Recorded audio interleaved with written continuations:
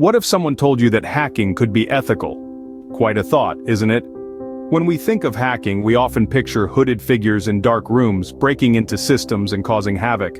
But there's another side to this coin: ethical hacking. Ethical hacking, or white hat hacking, is the practice of intentionally probing systems for vulnerabilities, but with a crucial distinction. The intent is to identify and fix the weaknesses, not exploit them. In a world where cyber threats are evolving at an unprecedented rate, ethical hacking has become a necessary defense strategy. It's like hiring a skilled locksmith to test the strength of your locks. The aim is to beat potential attackers at their own game by finding and patching security gaps before they can be exploited. It's a delicate balance, a dance between ensuring security and maintaining ethics. Ethical hacking, therefore, isn't an oxymoron but a necessary evil. Now, you might ask, how does ethical hacking differ from malicious hacking? A fair question indeed, and one that can be answered by examining the intentions, consequences, and legality of both practices. Let's start with ethical hacking. As the name suggests, ethical hacking is all about integrity. It's done by professionals, known as white hat hackers, who are essentially the good guys of the cybersecurity world. They use their skills to find vulnerabilities and weak points in a system, but here's the key difference. They do this with the explicit permission of the system's owner. Their intention? To improve the system's security, not to exploit it. The findings are then reported back to the owner, who can use this valuable information to strengthen their defenses.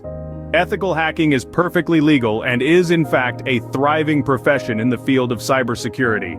Now let's contrast this with malicious hacking. Malicious hackers, often referred to as black hat hackers, operate on the darker side of the spectrum. They too identify vulnerabilities in systems, but their intentions are far from benign. Their goal is to exploit these weaknesses, whether it's to steal sensitive data, disrupt operations, or inflict some other form of damage. The consequences of their actions can be devastating, leading to financial losses, reputational damage, and in severe cases, even threats to national security. Unlike ethical hacking, malicious hacking is illegal and can lead to severe penalties, including hefty fines and imprisonment.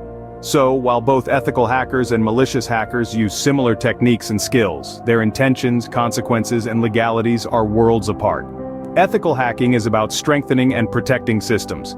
It's about helping businesses and individuals safeguard their valuable data.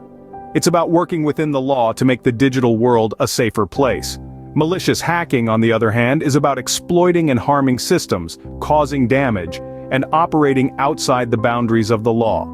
The difference, therefore, lies not in the act of hacking itself, but in the intentions and outcomes. But how do we ensure that ethical hacking remains ethical, you may ask? Well, the answer lies in a robust framework of standards and regulations that govern the practice of ethical hacking. First, let's talk about international standards. A key one is ISO 27001, a specification for an information security management system.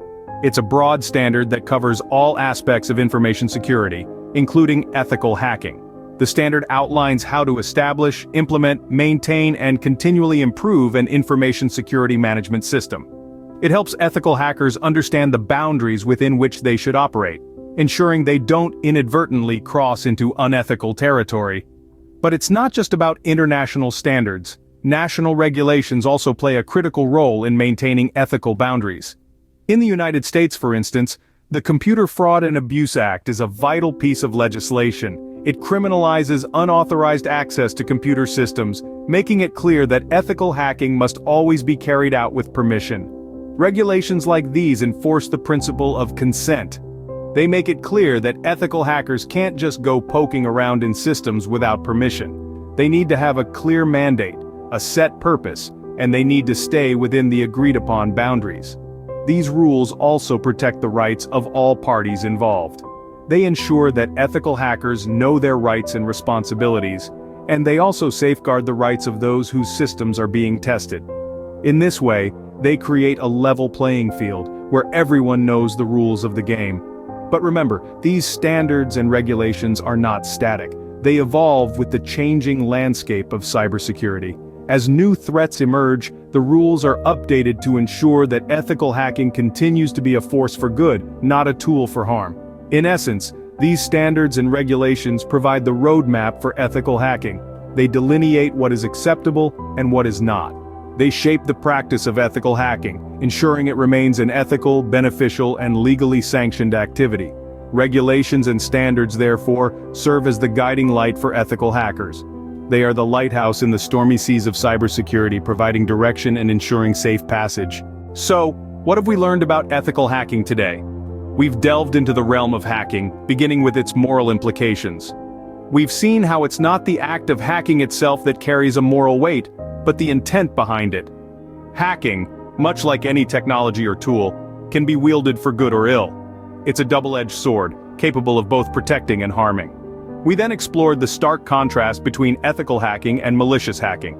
Ethical hackers, or white hats, use their skills to find vulnerabilities and strengthen systems. They are the guardians of our digital world, always on the watch for potential threats and working tirelessly to fortify our defenses.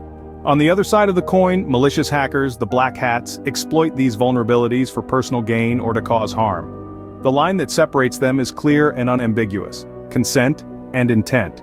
But ethical hacking isn't a free-for-all. It's governed by a set of standards and regulations designed to maintain its integrity and ensure its positive impact. These guidelines dictate how, when, and why ethical hacking should be conducted. They include obtaining proper authorization, respecting privacy, and ensuring no harm comes to the systems being tested. These rules aren't just for show. They serve to protect both the hacker and the client. They ensure that ethical hacking remains ethical and doesn't veer into the territory of its malicious counterpart. They also foster trust, crucial for a successful partnership between ethical hackers and those who enlist their services. And let's not forget the legal implications. Adhering to these standards and regulations can help ethical hackers avoid landing in hot water. After all, even with the best of intentions, crossing legal boundaries can have serious consequences.